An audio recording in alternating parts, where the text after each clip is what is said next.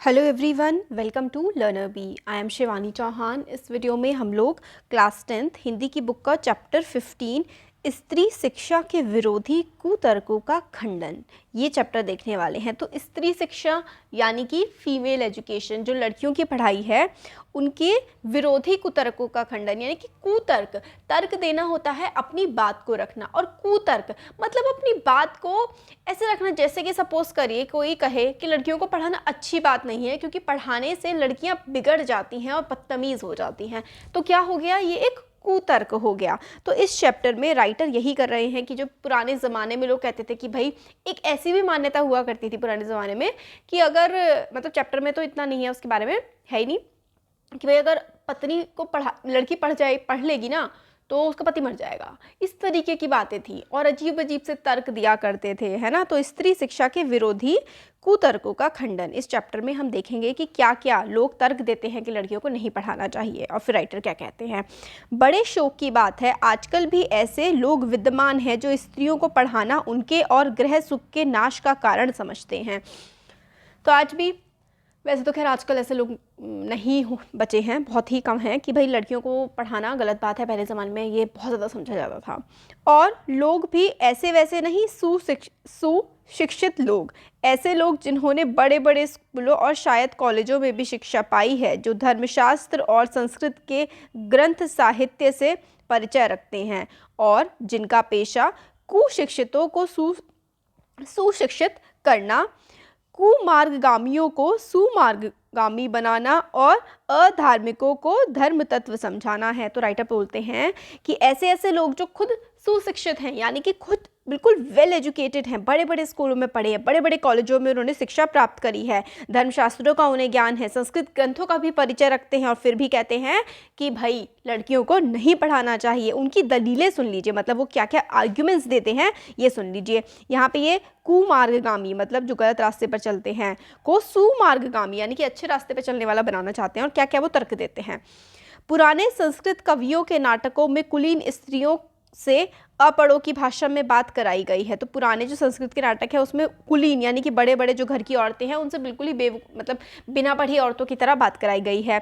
इससे प्रमाणित है कि इस देश में स्त्रियों को पढ़ने की चाल न थी। तो भाई अगर मान ला 1% माना भी कि पहले ज़माने में नहीं पढ़ाया जाता था, तो हमेशा जो गलती की जा रही है, तो क्या गलतियाँ दोहराए पे दोहराई जाती हैं, गलतियों को सुधारा जाता है ना। तो राइट, कुछ लोग ऐसा कहते हैं कि भाई पहले नहीं पढ़ाया जाता था, अब भी मत पढ़ाओ। होती तो इतिहास पुराण आदि में उनके पढ़ने की नियमबद्ध प्रणाली ज़रूर लिखी मिलती। तो कुछ लोग कहते हैं कि भाई अगर लड़कियों को, औरतों को पढ़ाया जाता पहले, तो कुछ ना कुछ प्रणाली, कुछ ना कुछ लिखा हुआ तो मिलता कि भाई पढ़ाया जाता था। दूसरा पॉइंट देते हैं, स्त्रियों को पढ़ाने से अनर्थ होते हैं। शकुंतला इतना कम पढ़ी, अनर्थ मतलब कुछ बहुत ही बुरा हो जाता है अगर लड़कियां पढ़ लेती हैं। तो शकुंतला इतना कम पढ़ी थी कि गवारों की भाषा में मुश्किल से एक छोटा सा श्लोक वह लिख सकी थी।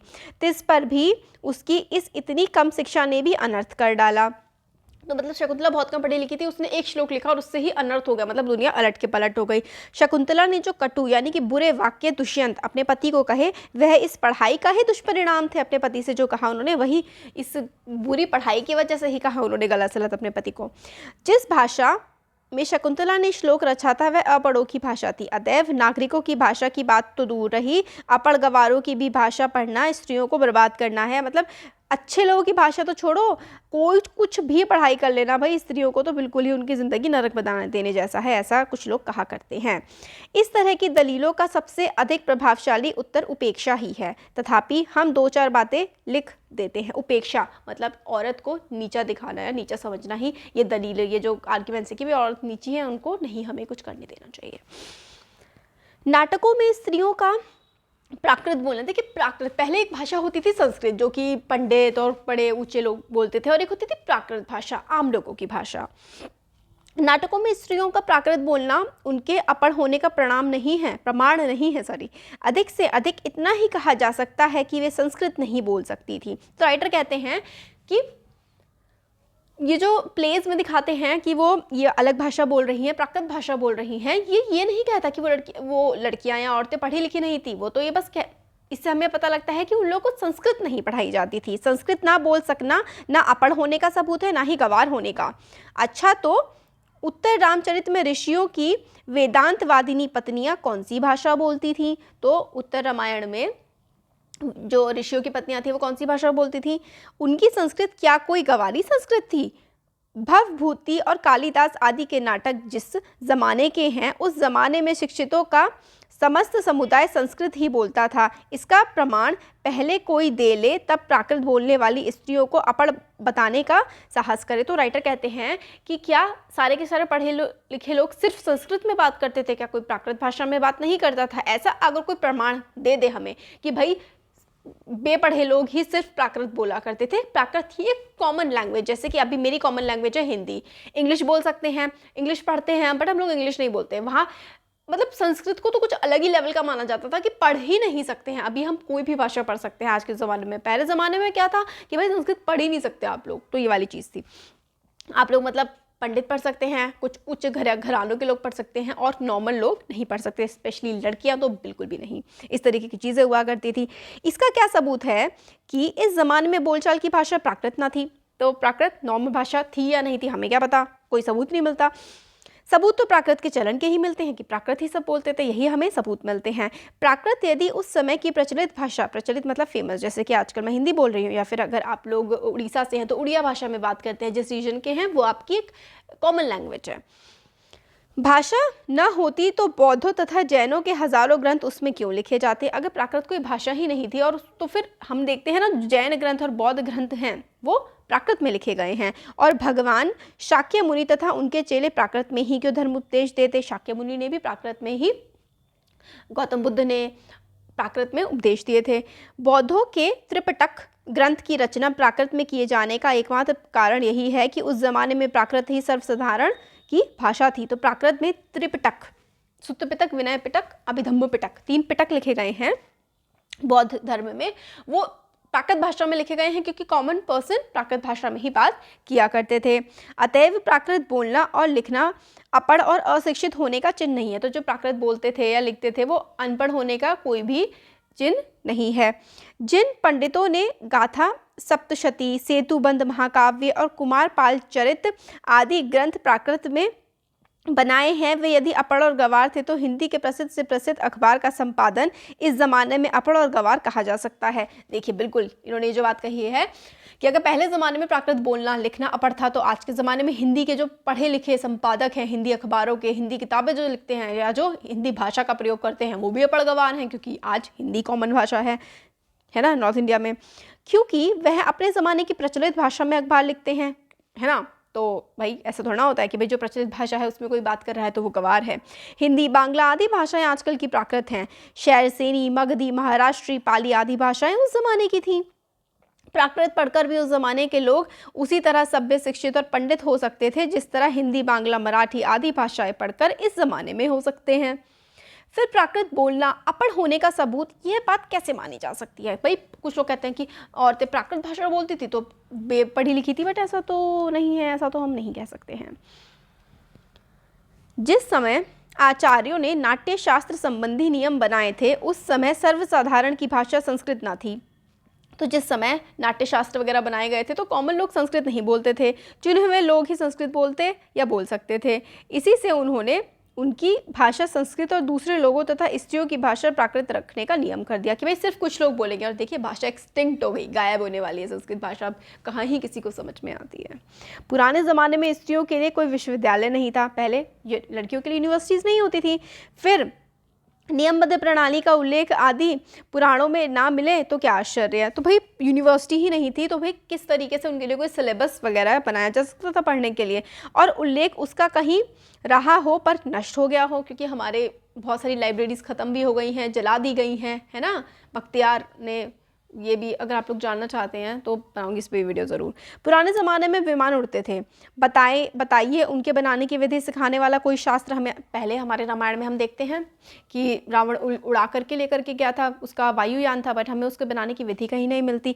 बड़े बड़े जहाज़ों पर सवार होकर लोग द्वीपांतरों को जाते थे, दिखाइए जहाज़ बनाने की नियमबद्ध प्रणाली के दर्शक ग्रंथ। तो भाई बहुत सारी चीज़ें हैं जो पुराने ज़माने में हुआ करती थी, बट हमें उनके बहुत ज़्यादा प्रमाण नहीं मिलते हैं, तो हम ये कह लें कि वो चीज़ें थी ही नहीं। पुराण आदि में विमानों और जहाज़ों द्वारा की गई यात्राओं के हवाले देकर उनका अस्तित्व तो हम बड़े गर्व से स्वीकार करते हैं। मतलब हम कहते हैं कि भाई हम लोगों ने एरोप्लेन पहले ही बना लिया था, बट हम ये नहीं कहेंगे कि हमने स्त्री को शिक्षा दी थी। परंतु पुराने ग्रंथों में अनेक प्रगल्भ पंडिताओं के नामोल्लेख देखकर भी कुछ लोग भारत की तत्कालीन स्त्रियों को मूर्ख, अपढ़ और गंवार बताते हैं। तो बड़े कितनी मतलब कितनी कितनी औरतों के नाम आए हैं, है ना। जैसे कि गार्गी, बहुत सारी औरतों के नाम आए हैं जो बहुत ही पंडिताइन थी, बहुत पढ़ी लिखी थी, फिर भी कुछ लोग कहते हैं कि नहीं पढ़ी लिखी थी। क्या करें ऐसे लोगों का। इस तर्कशास्त्रता और इस न्यायशीलता की बलिहारी, मतलब क्या करें भाई, हाथ जोड़ें। वेदों को प्रायः सभी हिंदू ईश्वर कृत मानते हैं। हिंदू कहते हैं कि वेद ईश्वर ने बनाए हैं। सो ईश्वर तो वेद मंत्रों की रचना अथवा उनका दर्शन विश्ववरा आदि स्त्रियों से करावे और हम उन्हें कहकर पढ़ाना भी पाप समझे। तो मतलब कितने सारे जो वेद हैं वो मानते हैं, वेद दर्शन विश्ववरा, और काफ़ी सारी स्त्रियों ने करे, और हम कहें कि स्त्रियों को पढ़ाना भी गलत है, तो भाई ये तो क्या ही बात है। शीला और विद्या आदि कौन थी, वे स्त्री थी या नहीं, बड़े बड़े पुरुष कवियों के आदृत हुई है या नहीं, उनके सामने बोली है या नहीं, शास्त्रधर पद्धति में उनकी कविता के नमूने हैं या नहीं, बौद्ध ग्रंथ त्रिपिटक के अंतर्गत थेरी गाथा में जिन सैकड़ों स्त्रियों की पद रचना उद्भत है वे क्या अनपढ़ थीं। तो भाई बहुत सारे हमारे ग्रंथ हैं ऐसे जिसमें औरतों की रचनाएं हैं। जिस भारत में कुमारिकाओं को चित्र बनाने, नाचने, गाने बजाने, फूल चुनने, हार गूंथने, पैर मलने तक की कला सिखाने की आज्ञा थी, उन्हें पढ़ने लिखने की आज्ञा क्यों नहीं थी। कौन विज्ञ ऐसी बात मुख से निकालेगा, और कोई निकाले भी तो हम क्यों माने भाई। मतलब सारी की सारी कलाएं सिखाई जा रही हैं, लड़कियों को बस पढ़ना लिखना नहीं सिखाया जाएगा, ये बात तो काफ़ी गलत है ना। अत्रि की पत्नी धर्म पर व्याख्यान देते समय घंटों पांडित्य प्रकट करे, गार्गी बड़े बड़े ब्रह्मवादियों को हरा दे, मंडन मिश्र की सह धर्मचारिणी शंकराचार्य के छक्के छुड़ा दे। गजब। तो मतलब अलग अलग औरतों ने जो जो काम किए हैं वो बताया जा रहा है। इससे अधिक भयंकर बात और क्या होगी, यह सब पापी पढ़ने का अपराध है कि भाई आदमियों को नीचा दिखा दिया, आदमियों को पछाड़ दिया, ये तो पापी पढ़ने का ही है ना। क्यों पढ़ाया उन लड़कियों को जो आदमियों को पीछे छोड़ रही हैं। ना वे पढ़ती, ना पूजनीय पुरुषों का मुकाबला करती, यह सारा दुराचार स्त्रियों को पढ़ाने का ही तो कुफल है, समझे। स्त्रियों के लिए पढ़ना कालकूट और पुरुषों के लिए पीयूष का घूट। मतलब अमृत तो हो गया आदमियों ने पढ़ लिया तो, और अगर औरतों ने पढ़ लिया तो भाई उनका तो जीवन खराब हो गया। ऐसी बातें लोग कैसे कर सकते हैं। ऐसी दलीलों और दुष्टताओं के आधार पर कुछ लोग स्त्रियों को अपढ़ रखकर भारतवर्ष का गौरव बढ़ाना चाहते हैं। तो भाई किसी देश का गौरव कैसे बढ़ सकता है, किसी को ना पढ़ा के पढ़ाने से गौरव बढ़ता है, ना पढ़ाने से थोड़े ना कोई बढ़ता है ना। मान लीजिए पुराने ज़माने में भारत की एक भी स्त्री पढ़ी लिखी ना थी, ना सही, उस समय स्त्रियों को पढ़ाने की ज़रूरत ना समझी गई होगी, पर अब तो है, अतएव पढ़ाना चाहिए। पहले हो सकता है ज़रूरत ना पड़ती हो, अगर 1% माना भी जाए तो, बट अब तो है ना। हमने सैकड़ों पुराने नियम, आदर्श, प्रणालियों को तो तोड़ दिया है, तो चलिए स्त्रियों को अपढ़ रखने की इस पुरानी चाल को भी तोड़ दें। हमारी प्रार्थना तो ये है कि स्त्री शिक्षा की विश्व पक्षियों को क्षण भर के लिए भी इस कल्पना को अपने मन में स्थान न देना चाहिए कि पुराने ज़माने में यहाँ की स्त्रियाँ अपढ़ थीं अथवा उन्हें पढ़ाने की आज्ञा न थी। जो लोग पुराणों में पढ़ी लिखी स्त्रियों के हवाले मांगते हैं उन्हें श्रीमद् भागवत 10 के उत्तरार्ध का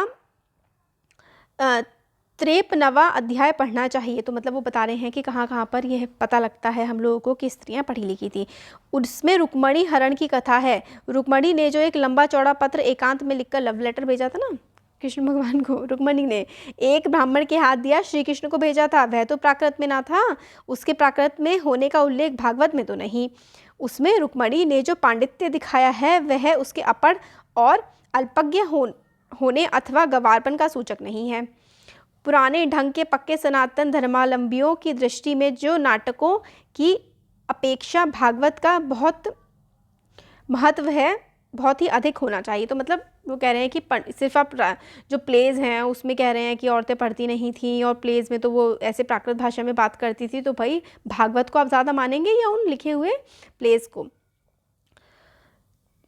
तो इस दशा में यदि उसमें से कोई यह कहे कि सभी प्राककालीन स्त्रियां अपढ़ होती थीं तो उसकी इस बात पर विश्वास करने की ज़रूरत नहीं है। भागवत की बात यदि पुराणकार या कवि की कल्पना मानी जाए तो नाटकों की बात उससे भी गरीबीती समझी जानी चाहिए। तो अगर कोई लगे कि अरे भाई उसमें तो ऐसे ही लिख दिया होगा भागवत में, तो अब अगर भागवत में ऐसे ही लिख दिया था तो फिर तो भाई जो प्लेज लिखे हुए हैं, नाटक लिखे हुए हैं, उनमें तो फिर कुछ भी लिख दिया होगा। बट हम लोग ने देखा है कि जो नाटक होते हैं या हमारे समाज का ही आईना होते हैं।